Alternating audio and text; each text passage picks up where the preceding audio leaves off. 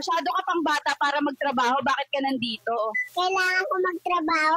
16 years old pa lang kasi ang mama at papa ko. May mensahe ka ba para sa mga magulang mo? Sana test paper muna sinagutan, hindi pregnancy test. Welcome to the world. Anong masasabi mo ngayong nandito ka na? Ibalik niyo ako. Nabalitaan kong si Marcos ang presidente. Welcome to the world. Anong masasabi ngayong nandito ka na? Ibalik niyo ako. Nabalitaan kong 16 years old ang ina ko. Saan ka pupunta? Kailangan kong makaalis. 695 lang daw ang minimum wage dito.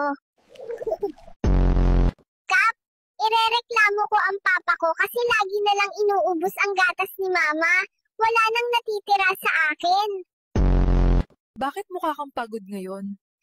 Kada 5 minutes, may gustong makipag-hello sa akin. Kamukha ng daddy, kamukha ng mommy. Ano ba talaga? Hindi ko pa alam kung sino ako eh. Kamusta, Apo? Ano na ba natutunan mong salita? Dami girl. Dami unke. Sinong pumatay kay Lapu-Lapu? Ikaw, Michael. Ba, hindi ako, sir. Kahit mahirap lang kami, hindi ko magagawa yun.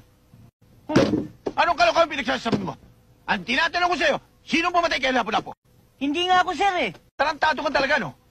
Gusto ko makausap ang tatay mo. I want you to bring him here. Understand?